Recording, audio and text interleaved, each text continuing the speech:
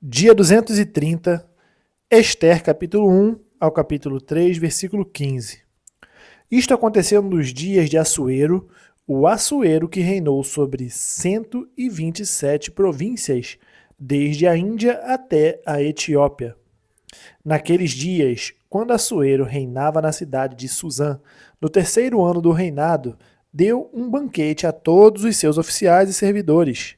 O exército da Pérsia e da Média, bem como os nobres e os governadores das províncias, estavam presentes. Então Assuero mostrou as riquezas da glória do seu reino e o esplendor da sua excelente grandeza durante muitos dias, durante 180 dias. Passados esses dias, o rei deu um banquete a todo o povo que estava na cidade de Susã, tanto para os maiores como para os menores, durante 7 dias, no pátio do jardim do Palácio Real. Havia cortinas de algodão, brancas e azuis, amarradas com cordões de linho e de púrpura, a argolas de prata e a colunas de alabastro. A armação dos leitos era de ouro e de prata, sobre um piso de pórfiro, de mármore, de alabastro e de pedras preciosas. A bebida era servida em taças de ouro de vários tipos, e havia muito vinho real, graças à generosidade do rei. Bebiam sem restrições, como estava prescrito, pois o rei havia ordenado a todos os oficiais da sua casa que fizessem segundo a vontade de cada um. Também a rainha Vaste deu um banquete às mulheres no palácio do rei Assuero. No 7º dia, quando seu coração já estava alegre por causa do vinho, o rei Assuero ordenou a Meumã, Biztá, Arboná, Bigtá, Abagtá, Zetar e Carcas, os 7 eunucos que serviam na presença dele, que trouxessem à sua presença a rainha Vaste com a coroa real. Ele queria mostrar aos povos e aos príncipes a beleza dela, pois ela era muito bonita. Porém, a rainha Vaste se recusou a atender à ordem do rei, transmitida por meio dos eunucos. Diante disso, o rei muito se enfureceu e se inflamou de raiva. Então o rei consultou os sábios que entendiam dos tempos, porque era seu costume fazer isso na presença de todos que conhecia a lei e o direito. E os mais chegados a ele eram Carcena, Setar, Admata, Tarsis, Meres, Marcena e Memucã, os 7 príncipes dos persas e dos medos que tinham acesso direto ao rei e se assentavam como principais no reino. Ele perguntou: segundo a lei, o que se deve fazer à rainha Vaste por não haver cumprido a ordem do rei Assuero, transmitida por meio dos eunucos? Então Memucã disse na presença do rei e dos príncipes: a rainha Vaste não somente ofendeu o rei, mas também todos os príncipes e todos os povos de todas as províncias do rei Assuero, porque a notícia do que a rainha fez chegará a todas as mulheres, de modo que desprezarão seu marido, dizendo: o rei Assuero mandou que a rainha Vaste fosse trazida à sua presença, mas ela não foi. Hoje mesmo as princesas da Pérsia e da Média, ao ouvirem o que a rainha fez, dirão o mesmo a todos os príncipes do rei.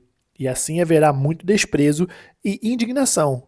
Se for do agrado do rei, que ele baixe um decreto real e que se inscreva nas leis dos persas e dos medos e não se revogue, que Vaste fica proibida de comparecer à presença do rei Assuero, e que o rei dê o reino dela a outra que seja melhor que ela. Quando este decreto do rei for proclamado em todo o seu reino, que é tão vasto, todas as mulheres darão honra a seu marido, tanto ao mais importante como ao menos importante. O conselho agradou tanto ao rei como aos príncipes, e o rei fez o que Memucã havia sugerido. Enviou cartas a todas as províncias do reino, a cada província segundo seu modo de escrever, e a cada povo segundo a sua língua, que cada homem fosse senhor em sua casa e que se falasse a língua do seu povo. Depois disto, quando a raiva do rei Assuero já havia passado, ele se lembrou de Vaste e do que ela havia feito, e do que havia sido decretado contra ela. Então os servos do rei, que o serviam, lhe disseram: que se procurem moças virgens de boa aparência para o rei, que o rei nomeie comissários em todas as províncias do seu reino, que reúnam todas as moças virgens e de boa aparência no harém da cidade de Suzã, sob os cuidados de Hegai, eunuco do rei, guarda das mulheres, e que se dê a elas os produtos de beleza que desejarem. A moça que cair no agrado do rei, essa reina em lugar de Vaste. O rei concordou com isto e assim se fez. Ora, na cidadela de Suzã havia um judeu da tribo de Benjamim chamado Mordecai, filho de Jair, filho de Simei, filho de Quis. Ele tinha sido levado de Jerusalém com os exilados que foram deportados com Jeconias, rei de Judá, a quem Nabucodonosor, rei da Babilônia, havia levado para o exílio. Mordecai havia criado Hadassa, que é Ester, filha de seu tio, que era órfã de pai e mãe. A jovem era bonita e formosa. Depois que o pai e a mãe dela morreram, Mordecai a adotou como filha. Quando a ordem e o decreto do rei foram divulgados, muitas moças foram levadas para a cidadela de Suzã, sob os cuidados de Hegai. Levaram também Ester ao palácio real e a entregaram aos cuidados de Hegai, guarda das mulheres. A moça lhe pareceu formosa e alcançou favor diante dele. Por isso Hegai se apressou em dar-lhe os produtos de beleza e a alimentação especial. Também lhe deu 7 moças escolhidas do palácio real e a transferiu com essas moças para os melhores aposentos do harém. Ester não havia declarado o seu povo nem a sua parentela, pois Mordecai lhe havia ordenado que não dissesse nada a respeito disso. Mordecai passeava todos os dias diante do pátio do harém para saber como Ester estava passando e o que ia acontecer com ela. Depois de 12 meses de tratamento, seguindo as prescrições para as mulheres que eram embelezadas 6 meses com óleos de mirra e 6 meses com óleos aromáticos essenciais e perfumes em uso entre as mulheres, chegava a vez de cada moça ser levada ao rei Assuero. Então a moça ia ao encontro do rei e podia levar consigo tudo o que quisesse do harém para o palácio. À tarde, ela entrava no palácio e pela manhã voltava para o segundo harém, sob os cuidados de Saasgás, eunuco do rei, guarda das concubinas. A moça não voltava mais ao rei, a menos que o rei a desejasse, e ela fosse chamada pelo nome. Quando chegou a vez de Ester, filha de Abiail, tio de Mordecai, que a tinha adotado como filha, ela não pediu nada além do que Hegai, eunuco do rei, guarda das mulheres, lhe havia aconselhado. E Ester alcançou o favor de todos os que a contemplavam. Assim, Ester foi levada ao rei Assuero, ao palácio real, no 10º mês, que é o mês de Tebete, no 7º ano do seu reinado. O rei amou Ester mais do que todas as mulheres, e ela alcançou diante dele favor e aprovação mais do que todas as virgens. E o rei pôs a coroa real na cabeça dela e a fez rainha em lugar de Vaste. Então o rei deu um grande banquete a todos os seus oficiais e servidores. Era o banquete de Ester. Concedeu alívio às províncias e distribuiu presentes segundo a sua generosidade real. Quando as virgens foram reunidas pela segunda vez, Mordecai estava sentado junto à porta do rei. Ester ainda não havia declarado a sua linhagem e o seu povo, como Mordecai lhe havia ordenado. E Ester continuava a cumprir as ordens de Mordecai, como tinha feito quando este a criava. Naqueles dias, quando Mordecai estava sentado junto à porta do rei, dos eunucos do rei, que se chamavam Bigtan e Teres, e eram do corpo da guarda, ficaram indignados e planejaram matar o rei Assuero. Isto chegou ao conhecimento de Mordecai, que o revelou à rainha Ester, e Ester disse ao rei em nome de Mordecai. Investigou-se o caso e era fato, e os 2 conspiradores foram pendurados numa forca. Isso foi escrito no livro das crônicas diante do rei. Depois disto, o rei Assuero engrandeceu Amã, filho de Hamedata, Agagita, e o exaltou e lhe deu um cargo mais elevado do que o de todos os oficiais que estavam com ele.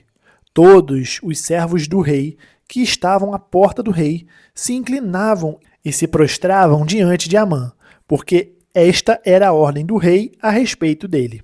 Mordecai, porém, não se inclinava nem se prostrava.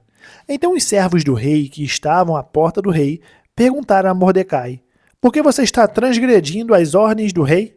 Dia após dia, eles falavam com Mordecai, mas ele não lhes dava ouvidos. Então contaram isso a Amã para ver se as palavras de Mordecai se manteriam em pé, porque ele lhes tinha declarado que era judeu. Quando Amã viu que Mordecai não se inclinava, nem se prostrava diante dele, encheu-se de furor. Porém, julgou que era pouco, nos seus propósitos, atentar apenas contra Mordecai, porque lhe haviam declarado de que povo era Mordecai. Por isso, Amã procurou destruir todos os judeus, povo de Mordecai, que havia em todo o reino de Assuero. No primeiro mês, que é o mês de Nissan, no 12º ano do reinado de Assuero, foi lançado Apur, isto é, fizeram um sorteio na presença de Amã para determinar o dia e o mês, e foi sorteado o 12º mês, que é o mês de Adar.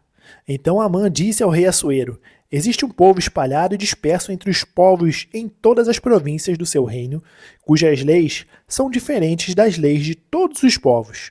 Eles não cumprem as leis do rei, e por isso não convém tolerá-los.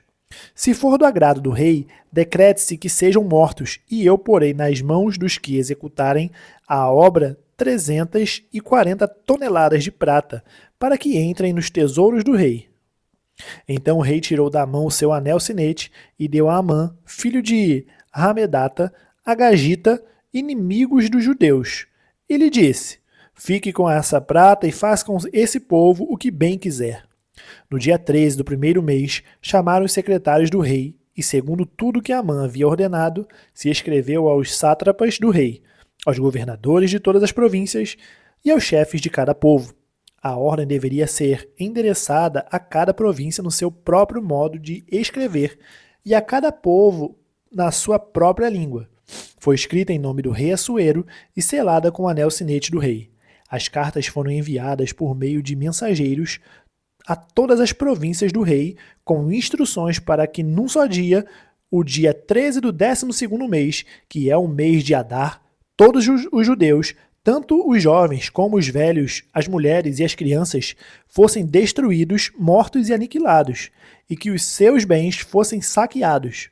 Uma cópia da carta que determinava a proclamação da lei em todas as províncias foi enviada a todos os povos para que se preparassem para aquele dia.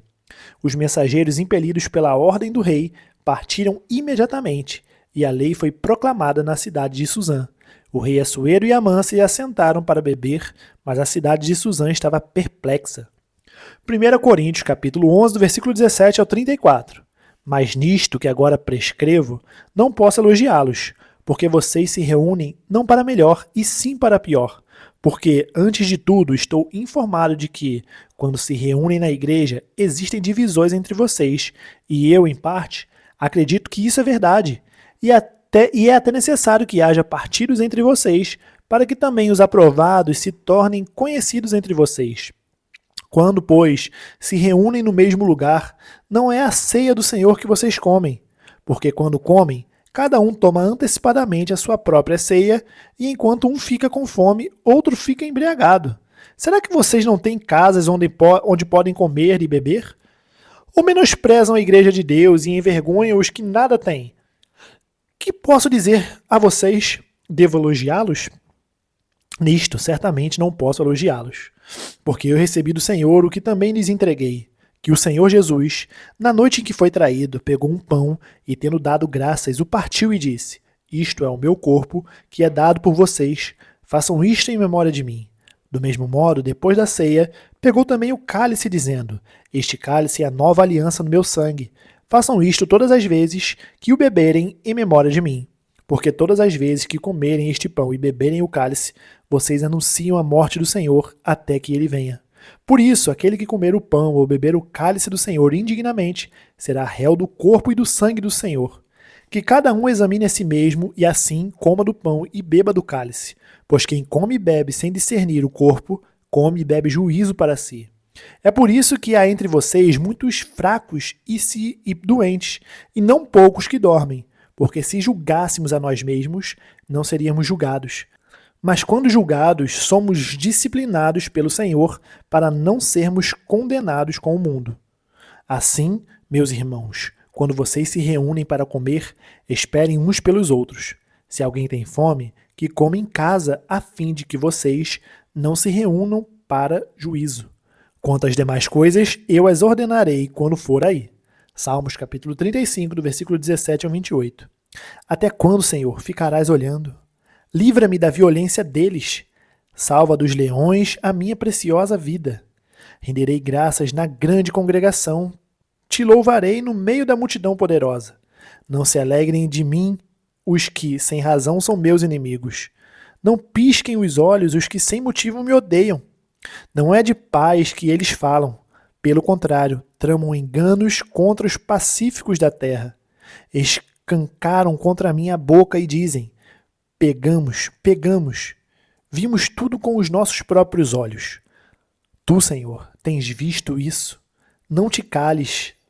Senhor, não te ausentes de mim. Acorda e desperta para me fazeres justiça. Defende a minha causa, Deus meu e Senhor meu. Julga-me, Senhor, Deus meu, segundo a tua justiça. Não permitas que se alegrem à minha custa. Não digam eles lá no seu íntimo: agora sim, cumpriu-se o nosso desejo. Não digam: acabamos com ele. Envergonhem-se e juntos sejam cobertos de vexame os que se alegram com o meu mal. Cubram-se de vergonha e humilhação os que se engrandecem contra mim. Cantem de júbilo e se alegrem os que têm prazer na minha retidão. Que eles digam sempre: glorificado seja o Senhor que se compraz na prosperidade do seu servo. E a minha língua celebrará a tua justiça e o teu louvor todo o dia. Provérbios capítulo 21, do versículo 19 ao 20. Melhor é morar numa terra deserta do que com a mulher briguenta e geniosa. Na casa do sábio há tesouros preciosos e o suficiente para viver, mas o tolo desperdiça tudo o que tem. Terminamos o dia 230, nós nos vemos amanhã no dia 231. Até mais.